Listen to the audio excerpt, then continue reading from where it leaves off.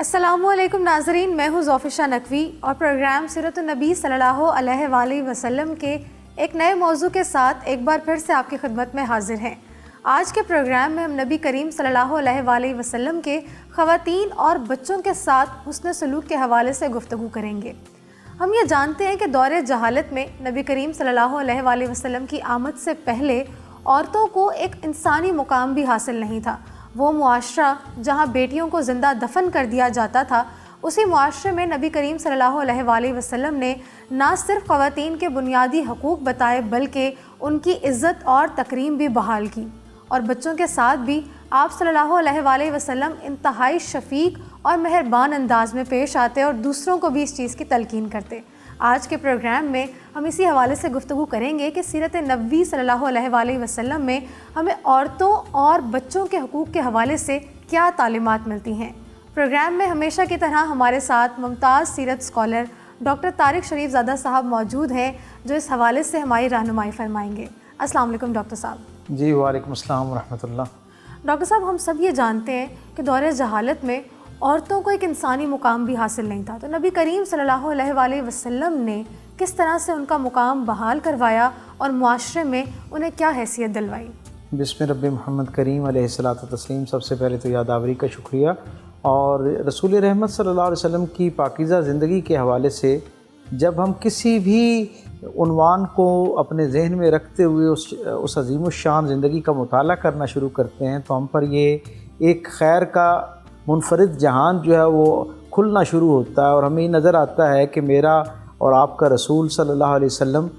انسانی کردار کے اعتبار سے، انسانی حیثیت کے اعتبار سے، جس انداز سے بھی آپ اس زندگی کا مطالعہ کرتے ہیں، آپ صلی اللہ علیہ وسلم اس کے اندر بے مثل اور بے مثال نظر آتے ہیں۔ بے شک۔ اور میرے رسول صلی اللہ علیہ وسلم کے لائے ہوئے پیغام کے بارے میں اور اس پیغام کے اندر موجود عورتوں کے حوالے سے حسن سلوک جو ہے، اس کا تو عالم یہ ہے کہ ایک بہت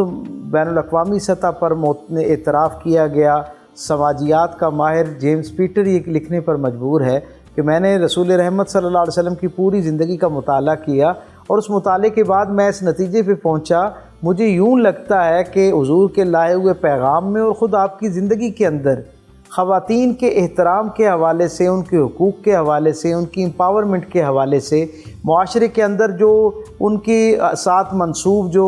بہت ساری عزت کے معیارات جو کم کر دیے گئے تھے، گھٹا دیے گئے تھے، ان کی بحالی کے حوالے سے اتنا کچھ عظیم الشان خزانہ حضور کی زندگی میں میسر آتا ہے کہ اسے یہ کہنے پر مجبور کر دیتا ہے کہ وہ کہتا ہے مجھے یوں لگتا ہے جیسے حضور کا جو دین ہے وہ آیا ہی عورتوں کی ذات اور ان کی صفات کی بحالی کے لیے۔ تو آپ اس سے اندازہ لگائیے کہ کس درجے پہ آقا کریم صلی اللہ علیہ وسلم کی زندگی کے اندر تمام طبقات زندگی کا اکرام، احترام، ان کے حقوق جو ہیں ان کی بحالی کا ایک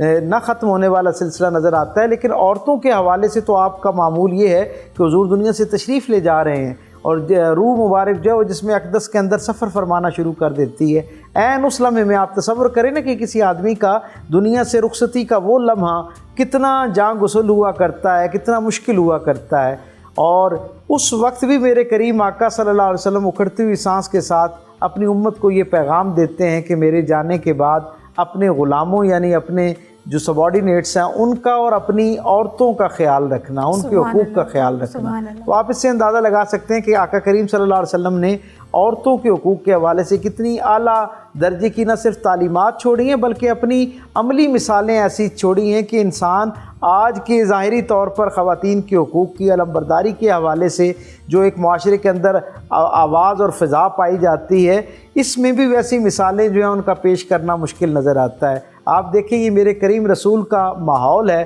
آپ جس زمانے میں تشریف لاتے ہیں وہاں عورتوں کو یعنی بیٹیوں کو پیدائش کے لمحے پر ہی زندہ درگور کر دیا جاتا ہے، اور عورتوں کو اور بالخصوص بیٹیوں کو اپنے لیے شرمندگی کا ذریعہ اور وسیلہ سمجھا جاتا ہے۔ اسے ایک تانے کے طور پر پیش کیا جاتا ہے، ایک نقص اور عیب کے طور پہ پیش کیا جاتا ہے، اور انہیں اپنے اہل و اپنے احباب، دوست، جاننے والے، حتیٰ کہ اپنے رشتہ داروں تک سے چھپایا جاتا ہے۔ ایسے ماحول میں جہاں پر لوگ اپنی بیٹیوں کا تذکرہ کرنا، ان کے بارے میں رائے بنانا یا رائے دینا اس میں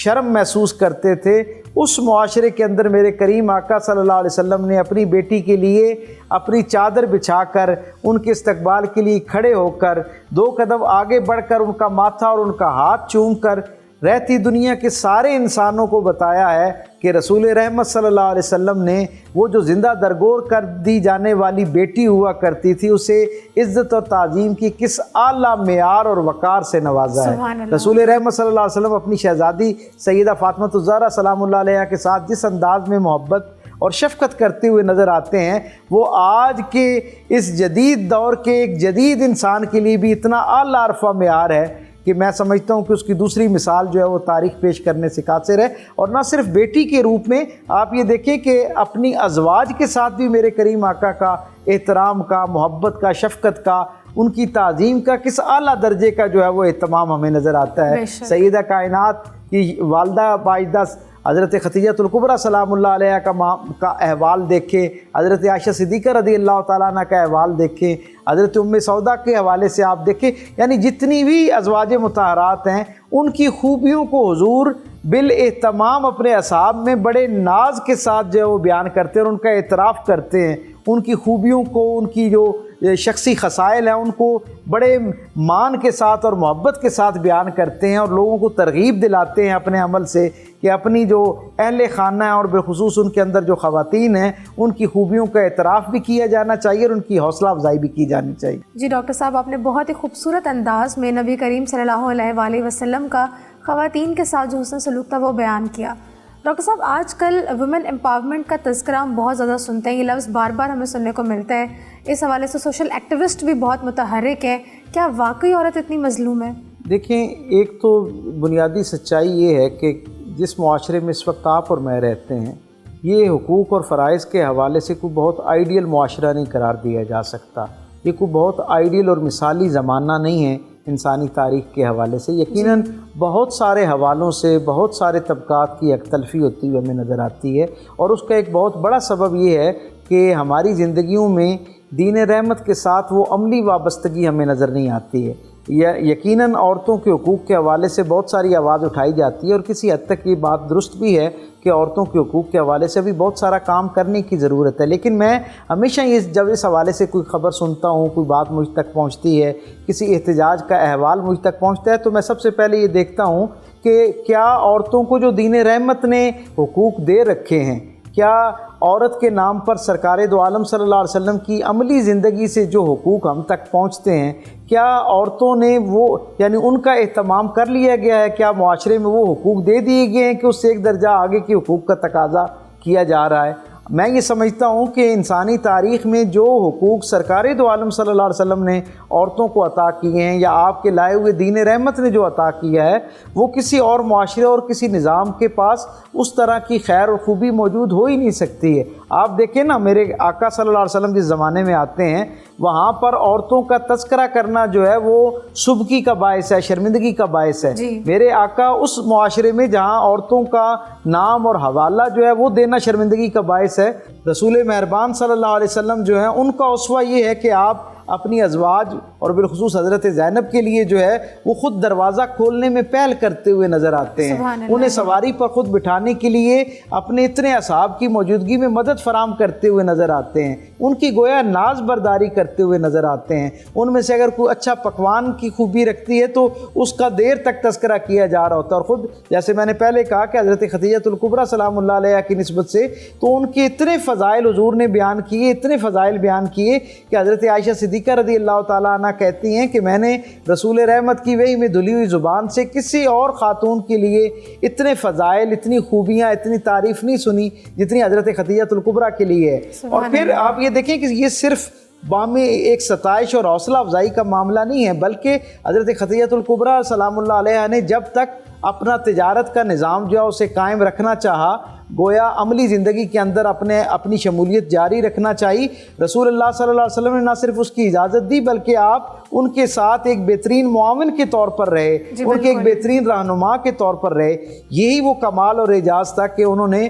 اس ملکۃ العرب کو اس انسانی تاریخ کا پہلا جو وومن چیمبر آف کامرس تھا اس کی سربراہی سے سرفراز کیا۔ آپ تصور کریں نا، آج کے زمانے کی خاتون بھی اپنے شوہر، اپنے گھر میں موجود جو اس کا باپ ہے یا بھائی ہے یا اس کا بیٹا ہے، بالخصوص اس کا شوہر ہے، ان کی تائید اور حمایت کے بغیر اس طرح کی ذمہ داری اور عزت سے سرفراز نہیں ہو سکتی۔ کجا یہ کہ اس زمانے میں جہاں عورتوں کا نام لینا، ان کا حوالہ دینا شرمندگی کا ذریعہ تھا، کیا کوئی تصور کر سکتا ہے کہ اس طرح کی فائنینشیل فریڈم سرکار دو عالم صلی اللہ علیہ وسلم کی تائید اور بھرپور حمایت کے بغیر حضرت خدیجہ الکبریٰ کو حاصل ہو سکتی تھی؟ یقیناً اس میں میرے آقا کریم صلی اللہ علیہ وسلم کا وہ عملی اسوہ جو ہے مثال کے طور پر موجود ہے۔ پھر آپ یہ دیکھیں کہ عمومی طور پر اللہ کے رسول صلی اللہ علیہ وسلم نے عورتوں کے معاملے میں کس درجے کے اس نے سلوک کی، عملی جو ہے وہ احکامات جو ہے ان کا نفاذ فرمایا، ان کے لیے وراثت میں حقوق رکھے، ان کے لیے نکاح کی ان کو آزادی عطا کی، انہیں طلاق کی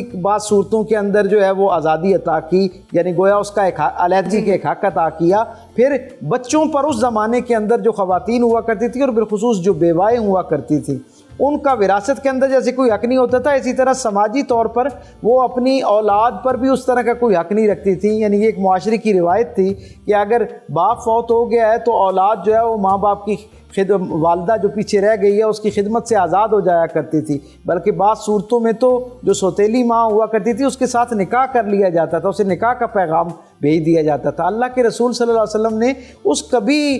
جو ہے روایات کا جو معاشرہ تھا اس کے اندر عورت کی عزت عظمت اتنی بحال کی کہ وہ گویا بچوں کی ذمہ داری اس کے اندر شامل کی، اور اس ماں کی جو بیوہ ہو جاتی ہے اس کی خدمت کے اندر 2 گنا اجر کی بشارت جو ہے وہ عطا فرمائی۔ تو زندگی کی کسی شعبے میں بھی جب ہم خاتون کو دیکھتے ہیں، کوئی خاتون کسی بھی حیثیت میں، میرے آقا کریم صلی اللہ علیہ وسلم ان سب کے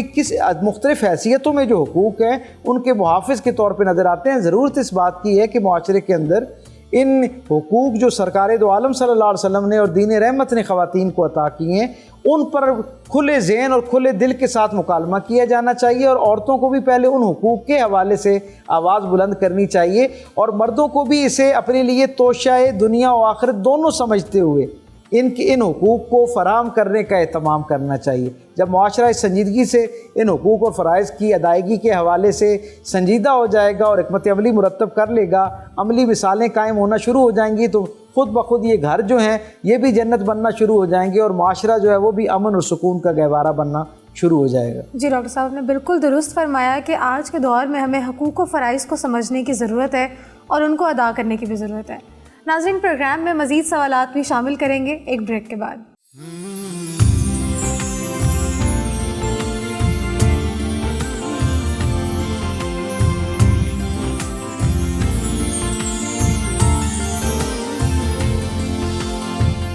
بریک کے بعد ایک بار پھر سے پروگرام سیرت نبی صلی اللہ علیہ وآلہ وسلم میں آپ سب کو خوش آمدید۔ ڈاکٹر صاحب، نبی کریم صلی اللہ علیہ وآلہ وسلم کا خواتین کے ساتھ جو حسن سلوک تھا وہ تو آپ نے بہت ہی احسن انداز میں بیان فرمایا۔ اب مجھے یہ بتائیے گا کہ آپ صلی اللہ علیہ وآلہ وسلم کی آمد سے پہلے اس معاشرے میں بچوں کے ساتھ کیسا سلوک ہوتا تھا، اور پھر آپ صلی اللہ علیہ وآلہ وسلم کا جو ان کے ساتھ سلوک تھا اس کا کیا احوال تھا؟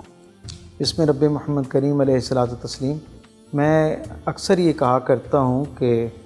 بالکل غیر متعصب ہو کر جب انسانی تاریخ پر نظر جاتی ہے تو ہم یہ کہنے میں حق بجانب ہیں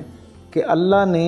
انسانی زمانوں میں جو سب سے اخلاقی اعتبار سے بدترین زمانہ تھا اس میں اپنا سب سے بہترین رسول جو ہے اس کو بھیجا، اور یہ جہاں باقی حوالوں سے ان کے یہاں اخلاقی سطح اتنی پست نظر آتی ہے، وہاں یہ کیسے ہو سکتا ہے کہ جس معاشرے میں باقی ساری حرمت کے قربت کے رشتوں کا استحصال ہو رہا تھا وہاں بچے اس سے محفوظ رہ سکتے؟ ایسا کرخت مزاج اور سخت دل لوگوں کا معاشرہ تھا۔ آپ ذرا تصور کیجئے، اس معاشرے کا عالم یہ ہے کہ کوئی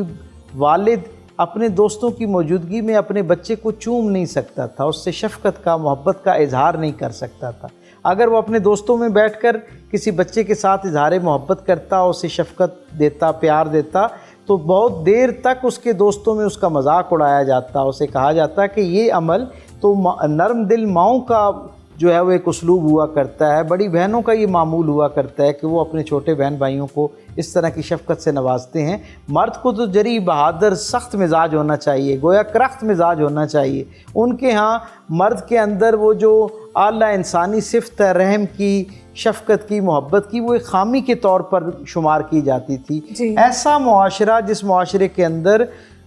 اپنے بیٹے کو دوستوں میں بیٹھ کر چومنا جو ہے وہ شرمندگی کا باعث بنتا تھا، اللہ کے رسول صلی اللہ علیہ وسلم نے اس معاشرے کے اندر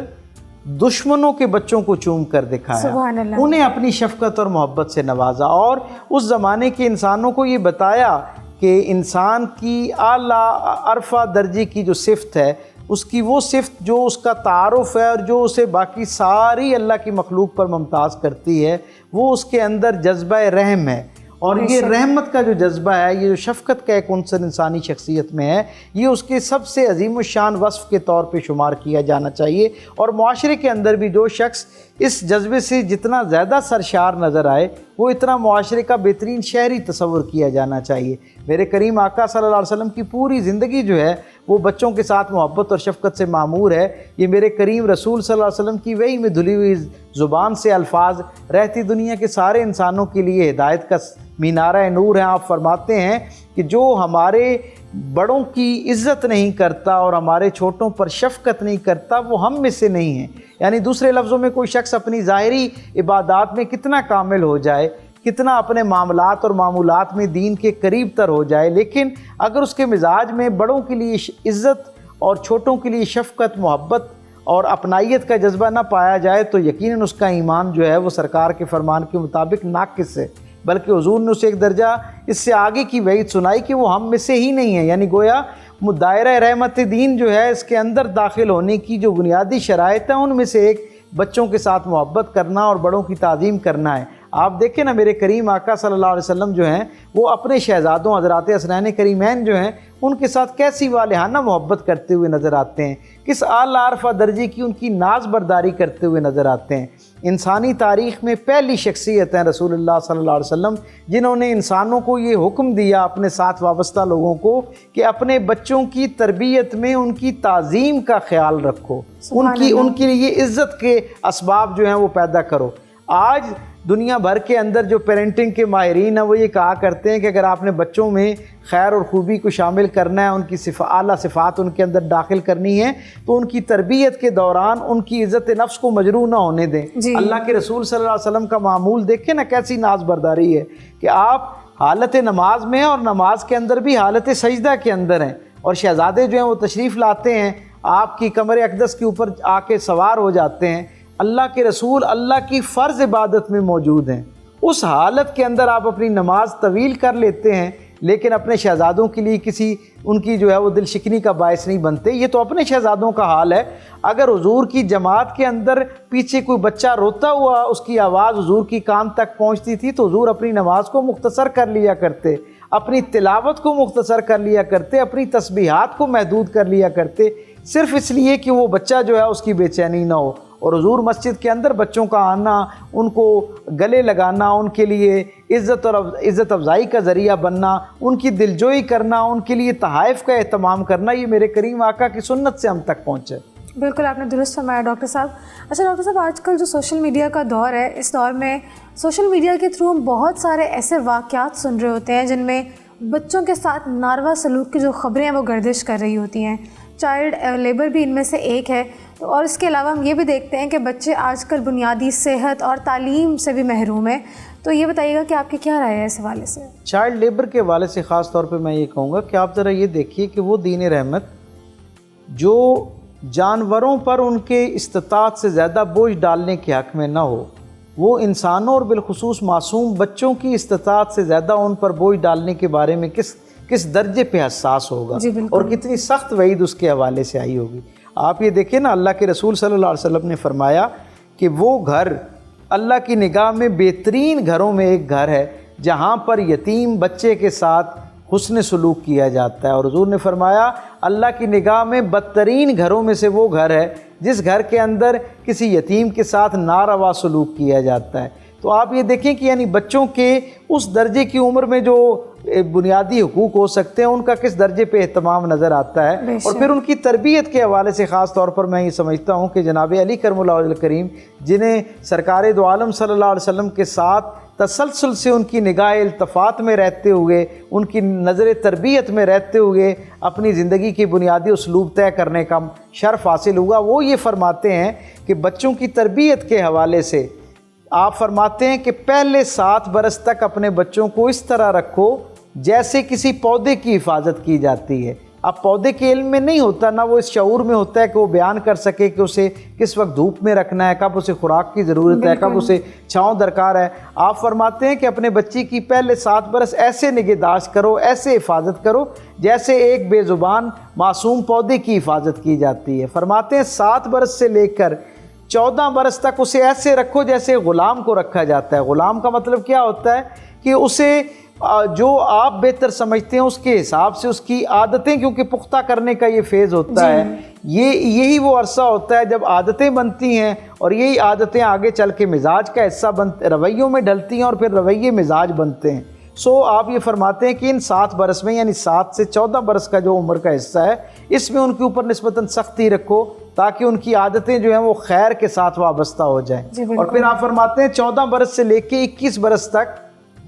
उसके मुशीर बन जाओ। मुशीर कौन होता है?